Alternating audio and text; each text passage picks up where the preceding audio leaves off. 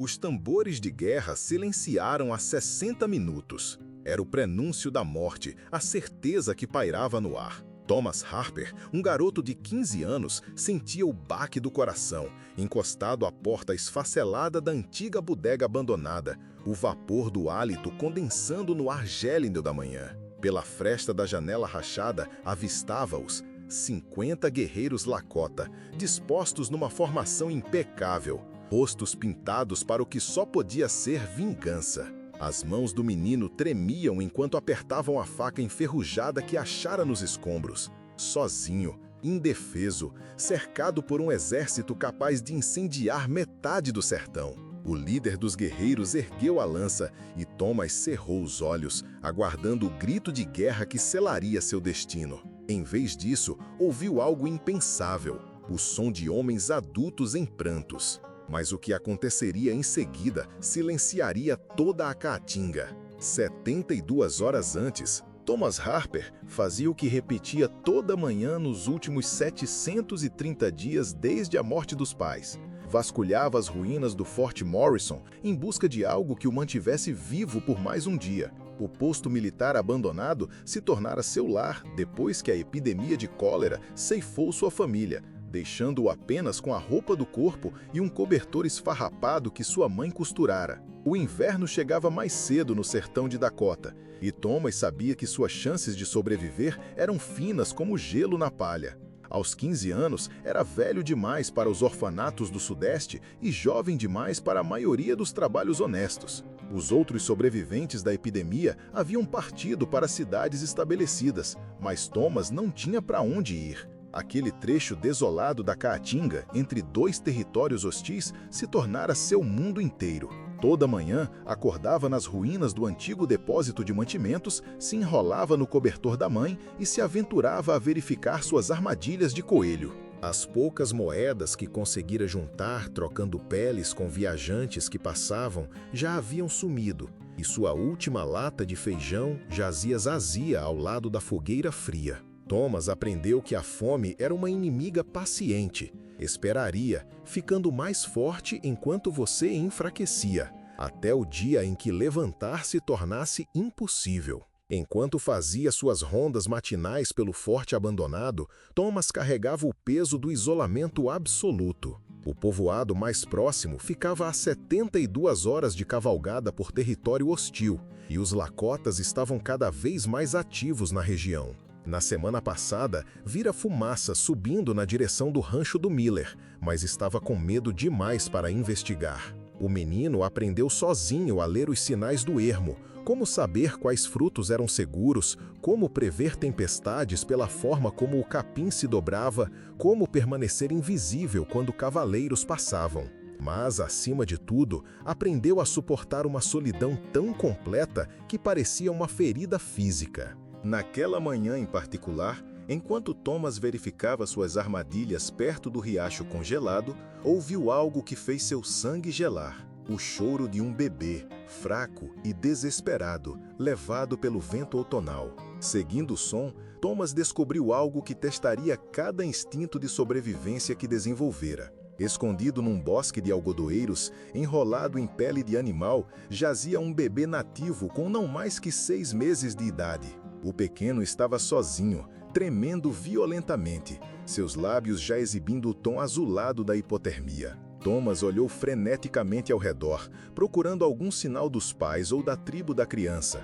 Mas a área circundante estava vazia, exceto pelo sussurro do vento através das folhas mortas.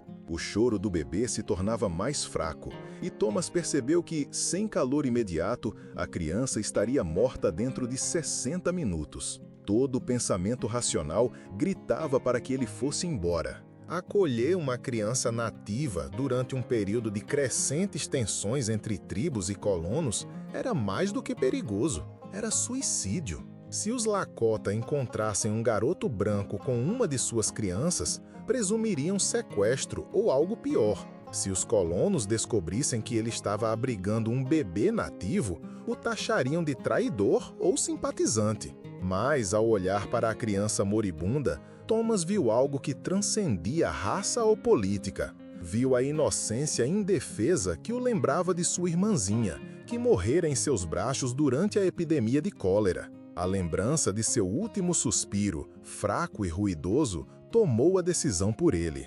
Thomas pegou o bebê e o carregou de volta para o depósito de mantimentos que servia como seu lar. O bebê estava tão gelado que Thomas mal conseguia sentir o batimento cardíaco através do peito magro. Sem hesitar, desembrulhou o cobertor da mãe, a única coisa de valor que possuía, sua única proteção confiável contra os invernos brutais de Dakota, e o enrolou na criança trêmula. Por 3 dias e 3 noites, Thomas compartilhou seu abrigo miserável com o bebê nativo. Deu água ao bebê em suas mãos em concha, mastigou pedaços de carne seca para torná-los macios o suficiente para as gengivas pequenas, e manteve a criança aquecida com seu próprio calor corporal quando as noites se tornavam gélidas.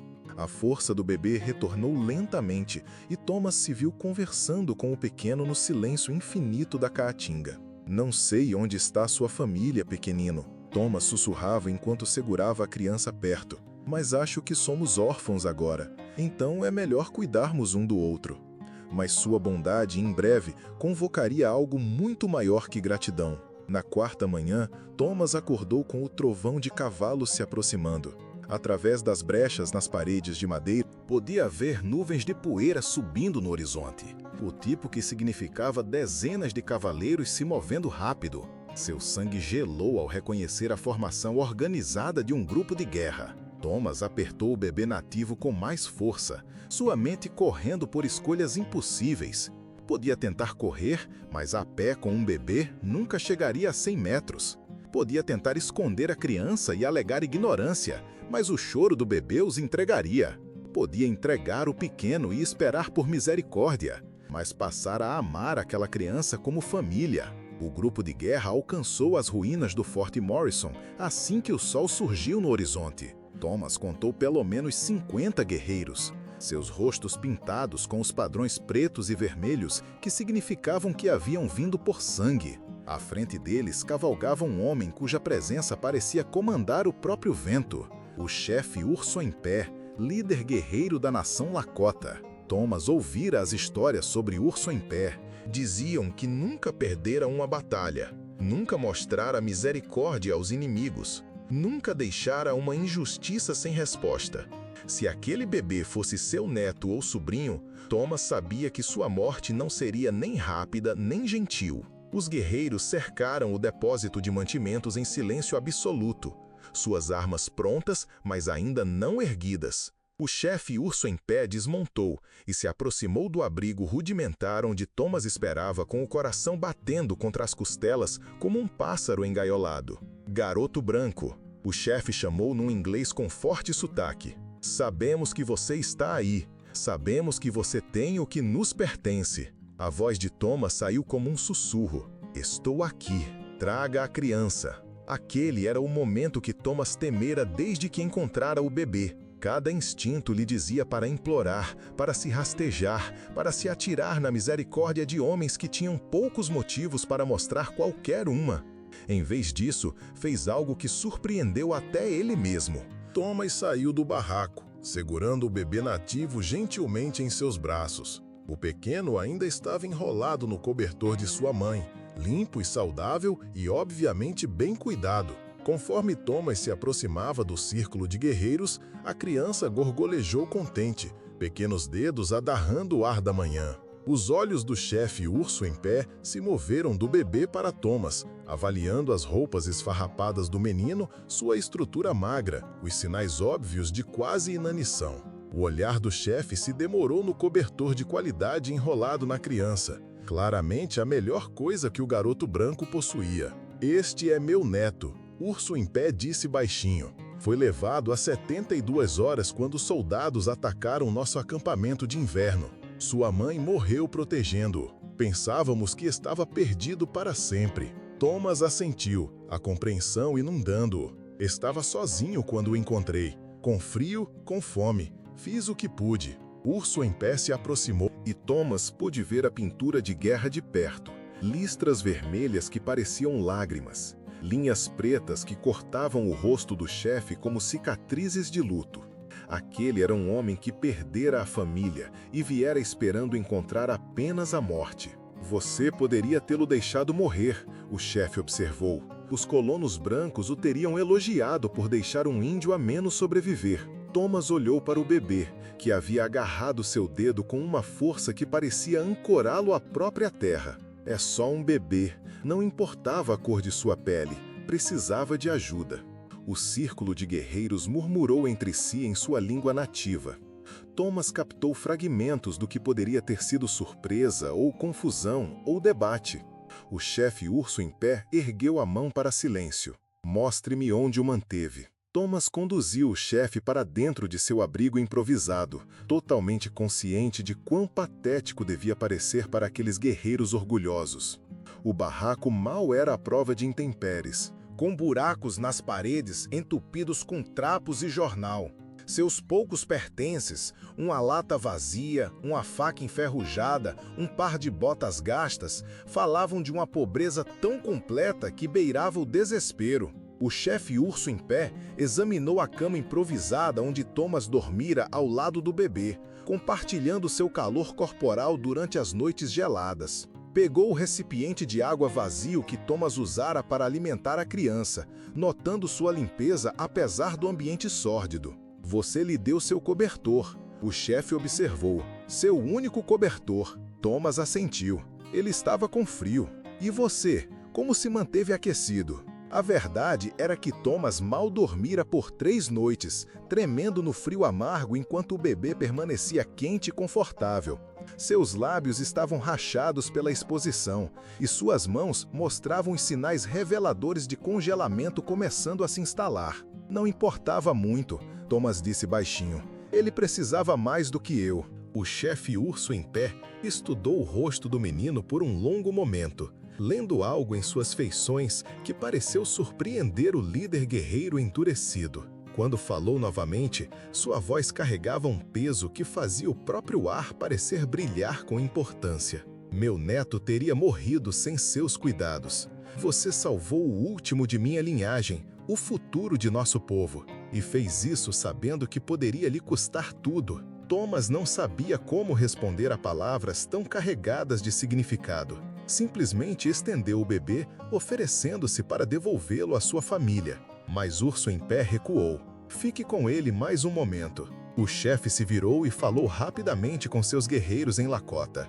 Thomas não conseguiu entender as palavras, mas pôde ver o efeito que tiveram sobre os homens reunidos. Guerreiros que haviam chegado pintados para a batalha começaram a baixar suas armas. Alguns removeram sua pintura de guerra completamente, borrando os desenhos vermelhos e pretos até que parecessem lágrimas escorrendo por rostos curtidos. E então, algo extraordinário aconteceu. Um a um, os guerreiros mais ferozes que Thomas já vira começaram a chorar abertamente, suas lágrimas caindo na terra da caatinga como chuva depois da seca. O chefe Urso em Pé se virou para Thomas, e o menino ficou atônito ao ver umidade nos olhos do líder guerreiro também. Você sabe o que fez, garoto branco? Thomas balançou a cabeça, sobrecarregado demais para falar. Você nos mostrou que ainda existem bons corações entre seu povo. Você provou que a bondade pode existir entre nossas raças. Você nos deu esperança de que esta guerra possa um dia terminar, não em vitória ou derrota, mas em entendimento. O chefe gesticulou para seus guerreiros, muitos dos quais agora estavam desmontando e se aproximando com suas mãos abertas em gestos de paz, em vez de agarradas em torno de armas. Esses homens vieram aqui esperando recuperar um corpo e se vingar de mais um crime contra nosso povo. Em vez disso, encontraram um milagre, uma criança branca que preferiria passar fome e frio a deixar um bebê Lakota sofrer. Urso em Pé pegou gentilmente seu neto dos braços de Thomas, segurando o bebê perto e sussurrando palavras em sua língua nativa que soavam como orações de gratidão. Então, entregou a criança a um de seus guerreiros e encarou Thomas diretamente. Qual é o seu nome, menino? Thomas Harper, senhor.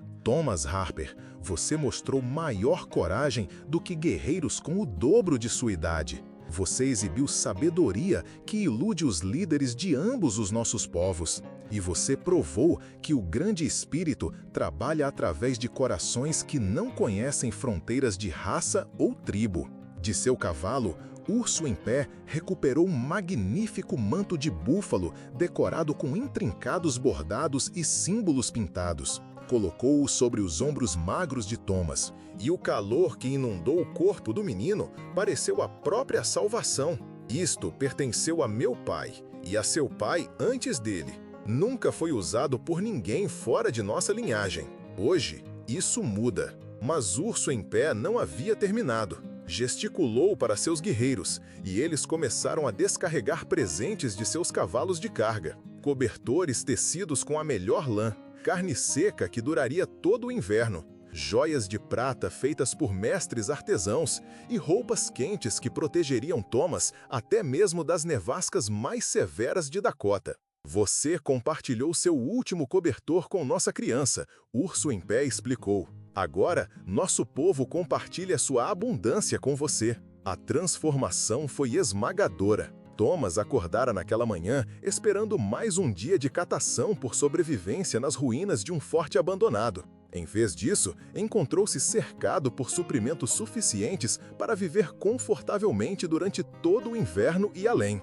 Mas o maior presente ainda estava por vir. Urso em Pé colocou a mão no ombro de Thomas e falou com a autoridade da profecia. A partir deste dia, você está sob a proteção da nação Lakota. Qualquer um que o prejudicar, nos prejudica. Qualquer um que o ajudar, nos honra. Você nos mostrou que um coração branco pode bater com o mesmo ritmo de um coração nativo. E essa é uma lição que os filhos de nossos filhos lembrarão. Enquanto o grupo de guerra se preparava para partir, levando o bebê resgatado de volta para seu povo, Urso em Pé fez um gesto final que ecoaria através das gerações. Removeu uma pena sagrada de águia de seu próprio cabelo e a colocou na mão de Thomas. Esta pena carrega as orações de nossos ancestrais e as esperanças de nossos descendentes. Guarde-a perto e saiba que você sempre terá família entre o povo Lakota. Os guerreiros montaram em seus cavalos, mas antes de partirem, cada homem se aproximou de Thomas com um gesto de respeito. Alguns tocaram seus corações, outros ofereceram breves acenos de reconhecimento, e alguns falaram palavras em Lakota que Thomas de alguma forma entendeu significar em gratidão além das palavras. Enquanto a poeira baixava e o silêncio retornava à Caatinga, Thomas ficou sozinho nas ruínas do Forte Morrison, mas não estava mais verdadeiramente sozinho. O manto de búfalo em seus ombros carregava o calor da aceitação. Os suprimentos ao seu redor falavam de generosidade além da medida, e a pena de águia em sua mão o conectava a uma família que nunca conheceria. A história daquele gesto de bravura se espalhou como rastilho de pólvora pelos rincões do Brasil.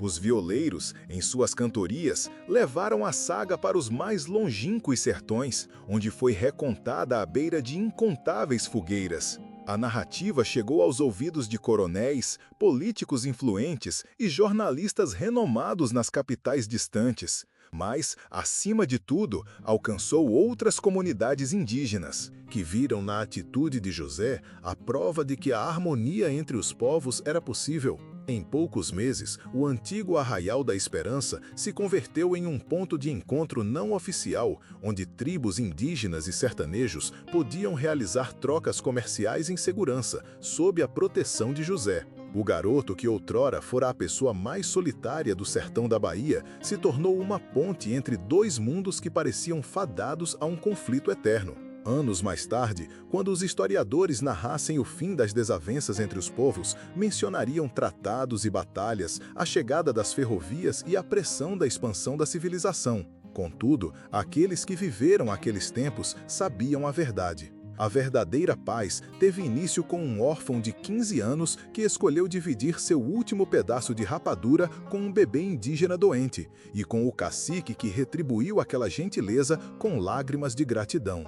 Às vezes, o menor dos gestos é capaz de transformar o curso da história. Por vezes, A compaixão representa a maior demonstração de força. E em certas ocasiões, quando o mundo aparenta estar irremediavelmente dividido, é preciso a pureza de coração de uma criança para nos mostrar a verdadeira face da união.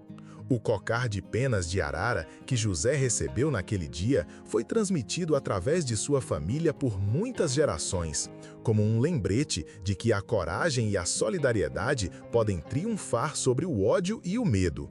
E na nação Pataxó, a história do menino branco que salvou o neto de Cacique Aruã se tornou um ensinamento sagrado, a prova de que Tupã age através de todos os corações que escolhem o amor em vez do temor.